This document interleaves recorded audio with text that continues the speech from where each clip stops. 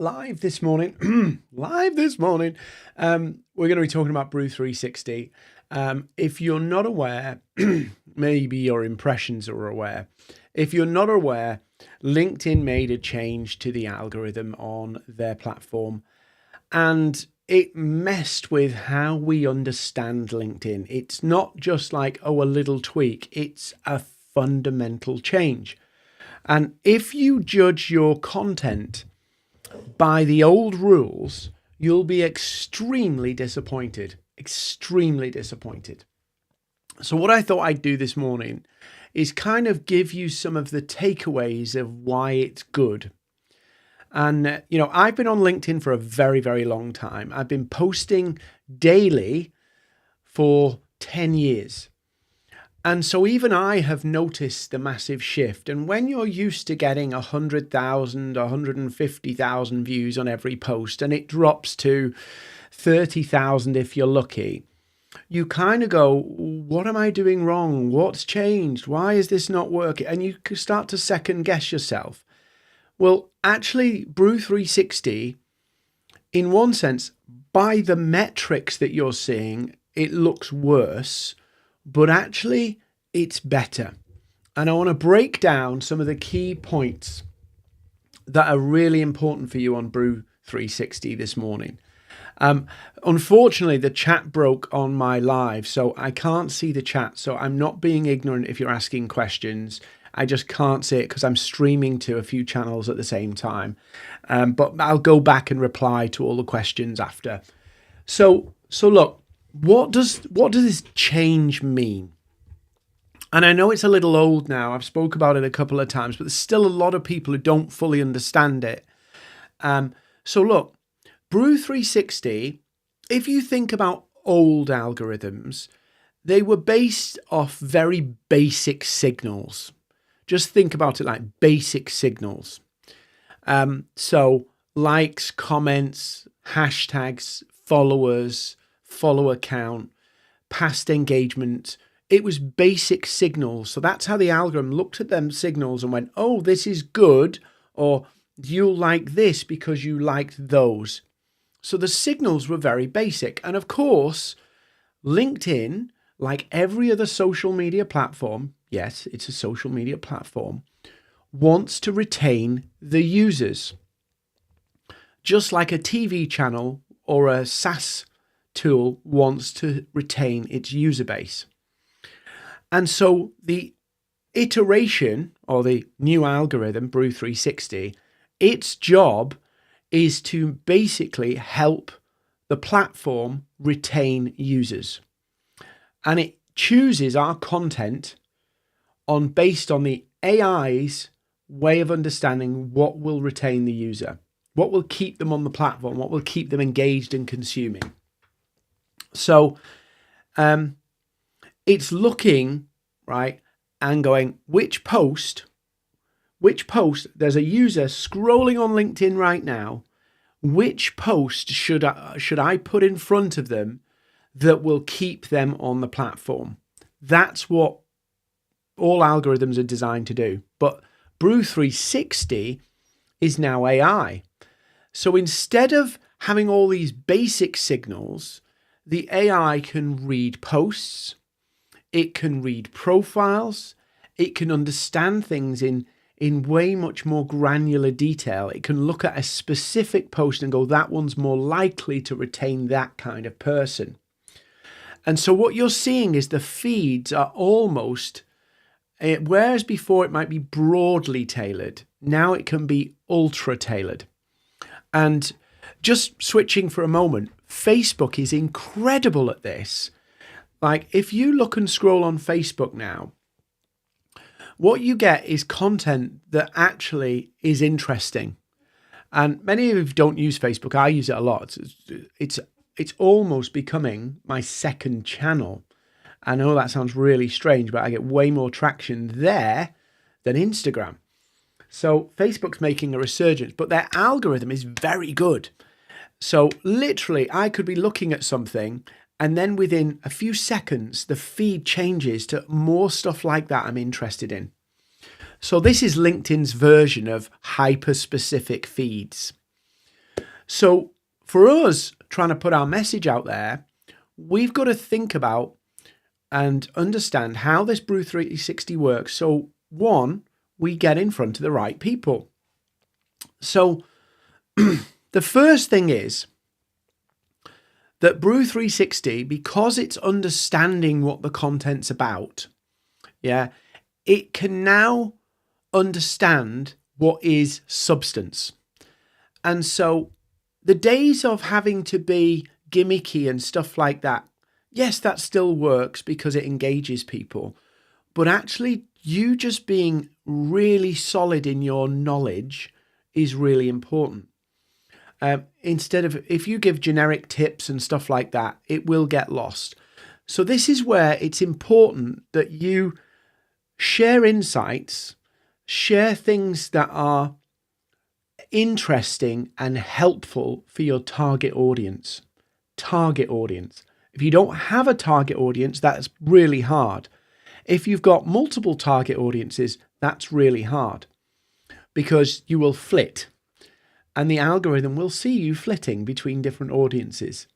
So being on topic and useful content matters, and importantly, it matters more than volume. So about 6-7 years ago, you would find me arguing and saying post daily, post daily, post daily. That no longer matters. Every piece of content rises and falls on its own merits. Now, I'm sure if you don't post for 3 months and then have a go, that might be a problem. But 1 or 2 updates a week is more than enough. More than enough. You're not here to be a full-time content creator. Your post will rise and fall on its own merits. Now, that doesn't negate the most important part of making a post perform. And I know you won't like this, but what we call the envelope. And the envelope is simply, what do people see in the feed? Does it catch their attention or does it not? That rule's not gone away. If you have a really deep and good, solid post, but you're poor at catching your audience's attention in the feed, it will still fail because it's not retaining the interest of people. And that's what the algorithm's looking for. Now, the second thing is that Brew 360 is also contextualizing your expertise. So by that, I mean, it's looking at what you're consistently posting about, and it's looking at your profile, and it's asking, do you have the authority to actually share this?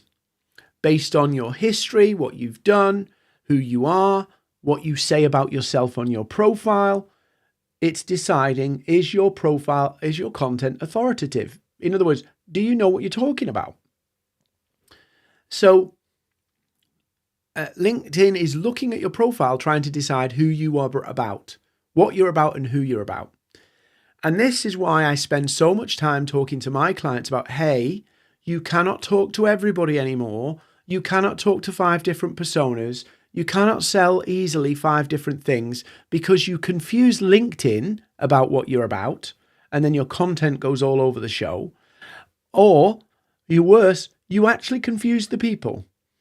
So your profile is inextricably linked to your content. And I've been doing this myself. I've really, despite me being able to train sales teams, despite me being able to work with marketing teams, I focused on one particular audience on LinkedIn, not because that's the only people I serve, but because I know that the algorithm is trying to serve me to the relevant people. And if I don't decide who those relevant people are, it's going to be hit and miss. So your profile is actually linked to your content.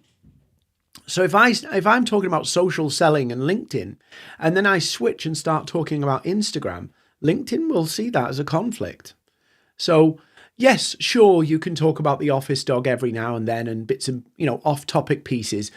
But if you're consistently rambling round random topics, you're never going to build any credibility with people and never going to build any pattern with the algorithm.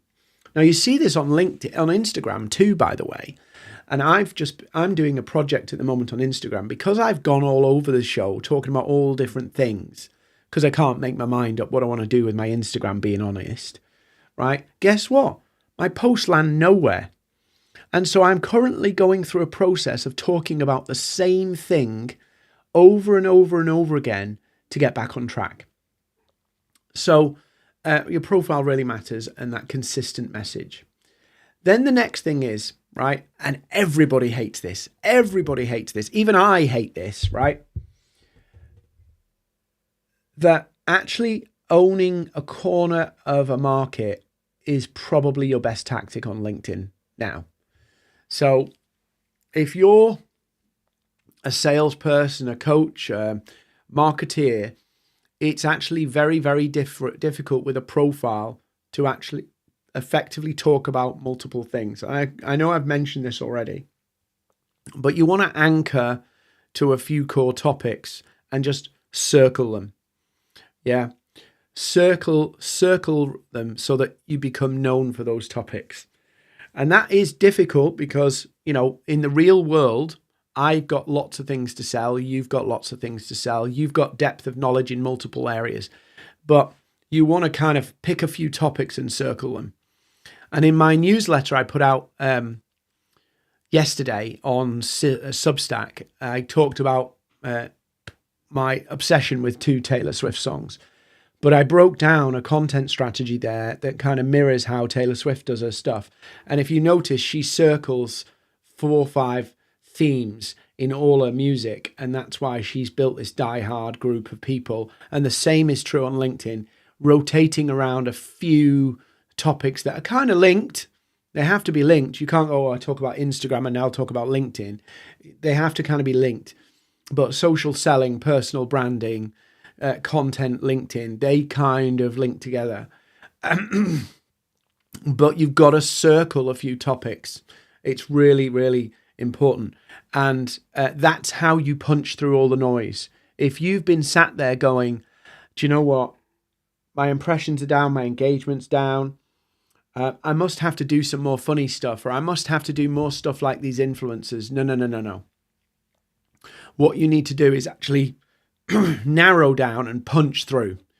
Yeah. And build an audience around a topic. And I've seen this on my other Instagram as well. And I'm using Instagram because these platforms are generally a bit further ahead. So in the 14, 15 years I've been doing what I do, the trend is that Facebook, Instagram, and all these other platforms do them first, and LinkedIn kind of does it next. So you track what they do, and you kind of see that, oh, LinkedIn's going to have a go at that. So I've got an Instagram account, and this is my closest analogy to Brew 360 that I can get, because obviously every platform's slightly different. I've got my Dean Instagram account, and I've been all over the show on that one. And, you know, if I'm lucky, I'll get to 1,000 views on a post. It's horrific. Yeah, I'll fix that at some point properly. I've got my other Instagram account, which talks about one topic. I don't even post consistently. It's got 5,500 followers, and I could throw anything up on that one topic and it just goes berserk. Like, I can get, well, I did a post the other day and it got 8,000 views because it's on one topic. I built an audience around one topic. And so that's the way to think about Brew 360. It's going to be very similar to that. And it is very similar to that. And that, I'll just be honest with you, this is what I'm going through is I'm trying to think long term and think, what's the one thing that I'd be happy to be known for that almost is a catalyst for everything else? So do I want to be known as the LinkedIn person on LinkedIn long term, or is there another topic that LinkedIn's kind of the bolt on, that if I own that topic, it's kind of automatic, I've got the LinkedIn topic as well? So I'm going through that process at the moment of thinking through that, because once I double down on this properly, I've got to double down on it for 5 years, really to kind of hammer it. And so what I'm thinking about, and this is just me talking out loud, I'm thinking about what's the core topic I could own that I could also own on Instagram, or I could own on TikTok, or I could own on YouTube, because it's, I'll be honest, right? Posting about LinkedIn tips on LinkedIn is a hands down winner. Posting LinkedIn tips on TikTok, like nobody cares, right? It's awful. So I'm trying to think about what's that topic I could own online that crosses platforms, but from a LinkedIn point of view, all the other secondary topics that kind of relate, I'd own too. So like, what's the catalyst topic? And I'd think about that. What's your catalyst topic? What's the one thing that you could own in the middle and all these other things kind of bolt round it? And for me, my thinking is LinkedIn bolts onto something else.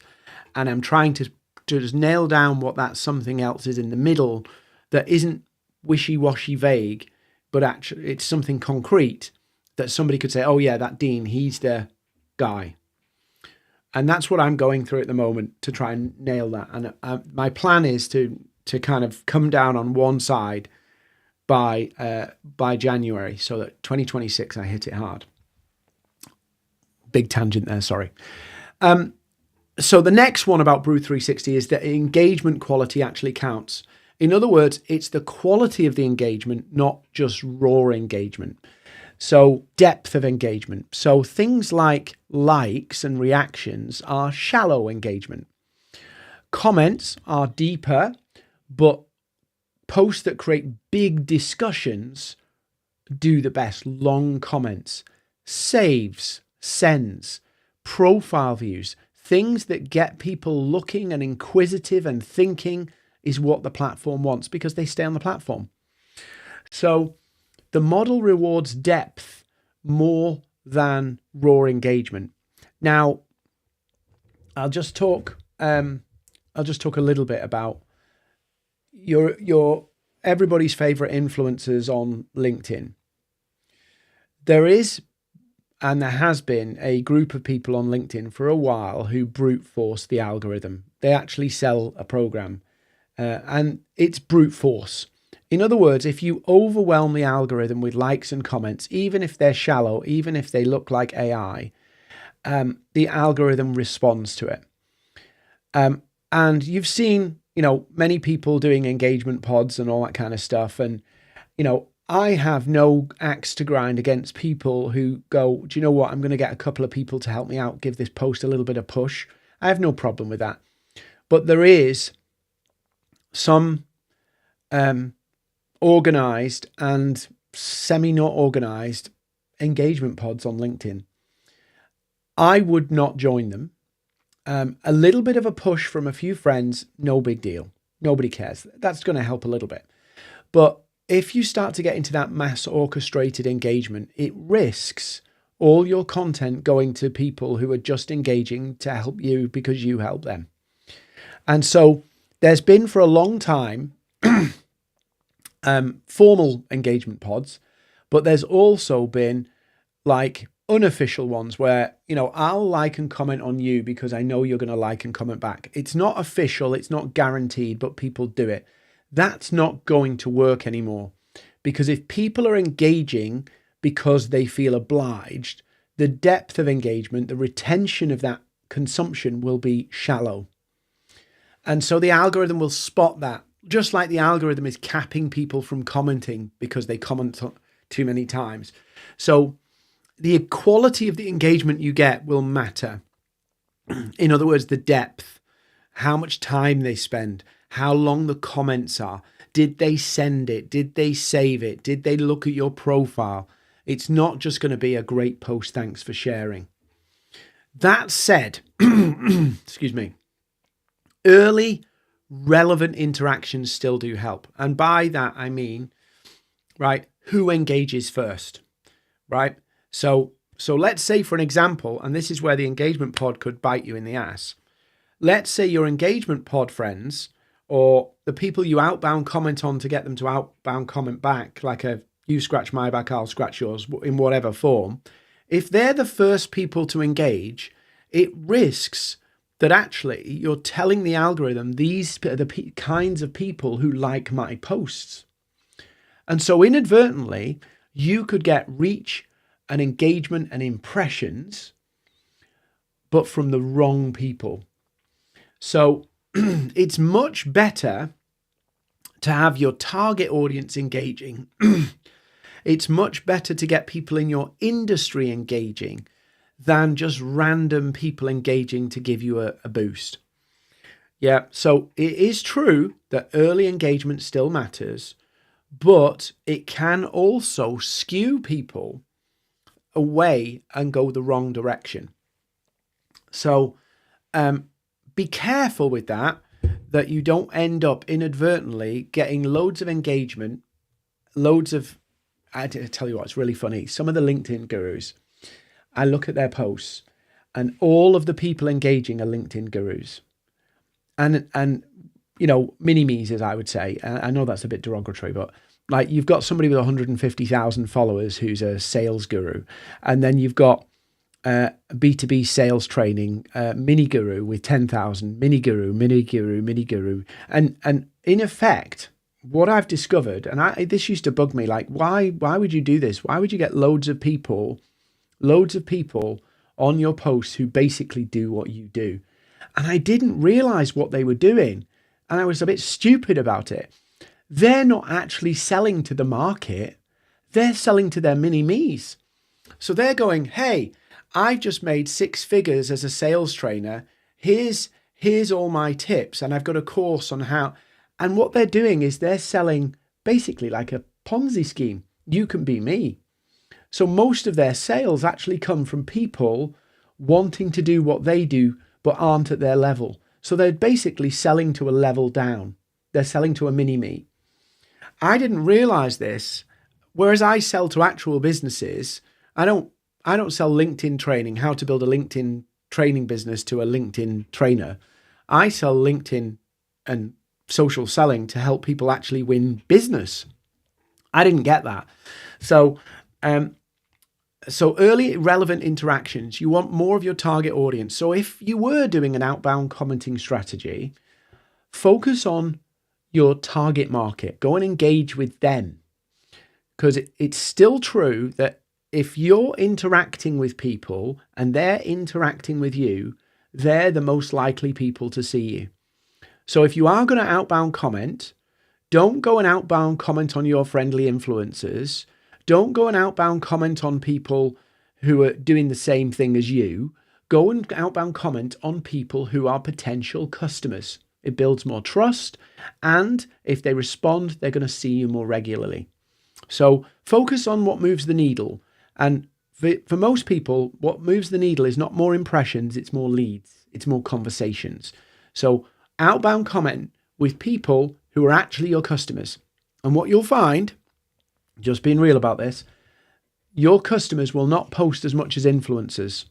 Just because the average person is not sat on LinkedIn all day posting, they're scrolling. So you might have to comment on lots of different people, 10 people a day, and the next day it's 10 different people, but focus on your target market more than anything else. Okay. So just some final things to think about before we wrap up. So don't think about your reach and visibility being down. It's the wrong way to think about it.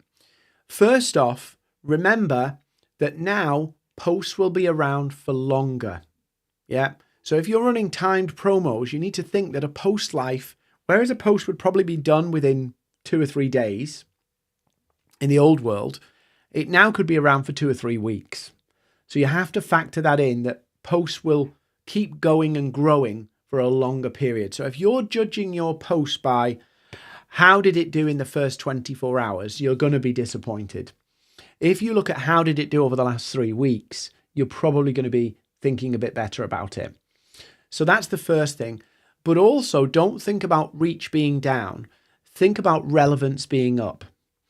And so what I mean by that is, instead of you getting 2,000 random viewers, if you do this right, you might get over 3 weeks, 2,000 relevant viewers.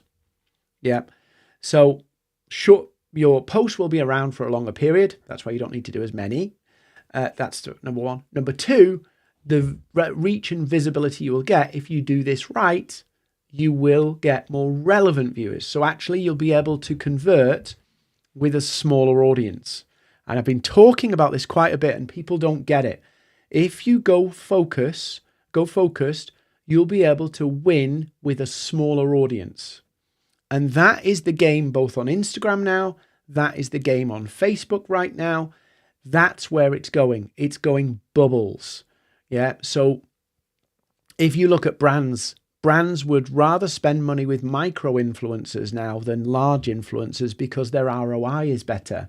In other words, a smaller audience around a core topic of people who know you, like you, trust you will be more important now than, 10,000 likes on your funny quote or your sob story. So just think about that relevance. So just a couple of reminders. If you want to thrive in this new ecosystem, number one, you need to have a solid niche or corner of the internet that you're going to own, or corner of LinkedIn you're going to own. So your positioning really does matter more now than ever. Yeah. You need to write for clarity and usefulness. Yeah. So flashy hooks can help, but they're not going to help if the underlying content is not substantive, if it's not useful to a target audience. You want to be driving more discussion. Don't think about your posts as broadcasts. Think about creating a conversation. We're trying to create a conversation. Yeah. When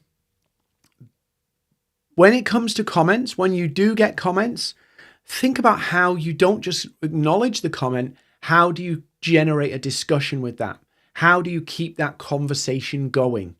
So think about the comment section. Think about that now being a stream of discussion. And that's how your post will go further. Like Reddit, yeah? Think about posts a bit like Reddit. You start something that then is developed in the comments.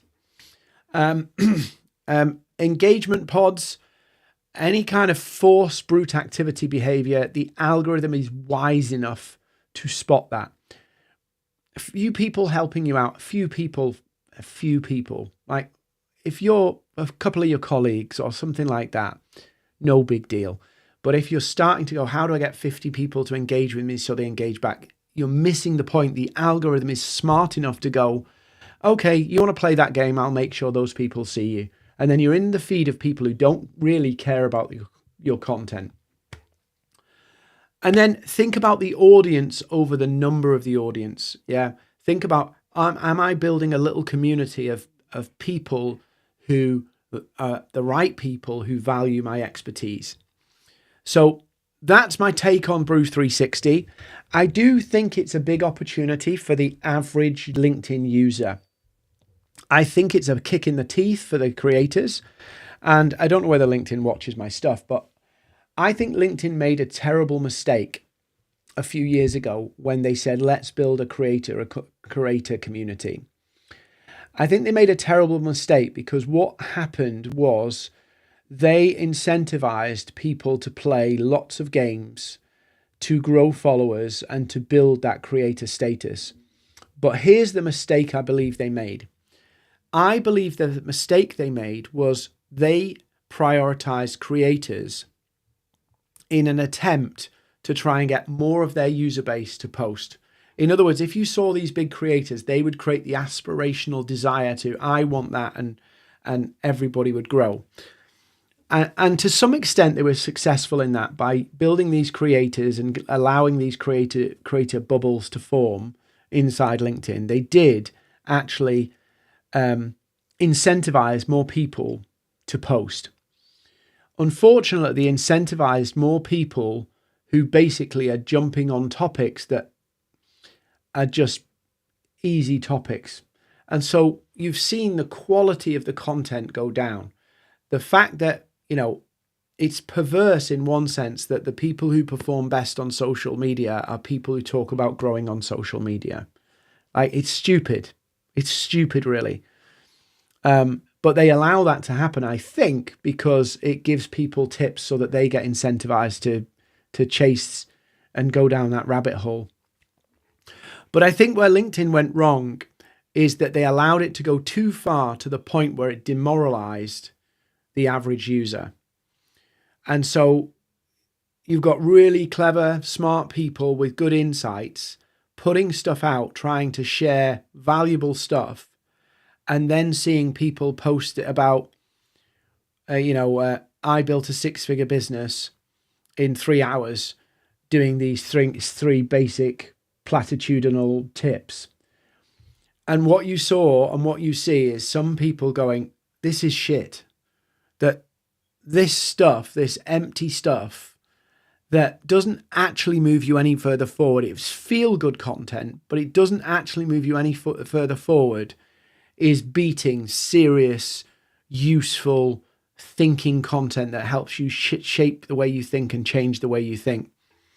And part of it, I think, is just LinkedIn trying to grab users and trying to get that going. But I do think they radically missed that actually the average user, it demoralized them because they're going, hang on a minute, I'm trying to share stuff that's useful for my audience.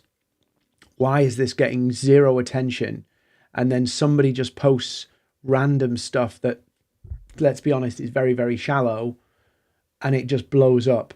And when people see that and go, so LinkedIn isn't rewarding what I do anymore.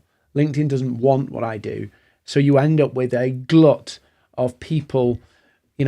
I see them. I get tagged in posts about the 50 top social selling experts. And then a couple of days later, somebody recreates that same graphic and tags all the same people in it again. And then a couple of days later, somebody makes the same graphic and retags people in it all the same again. When you've got that kind of behavior where people are just posting things that perform, it actually makes a platform dumb. And that LinkedIn, I feel LinkedIn has allowed that situation to develop. Now, you might think, well, what's the point if that's what's happening, right? Well, people will tire of that, and things go in cycles.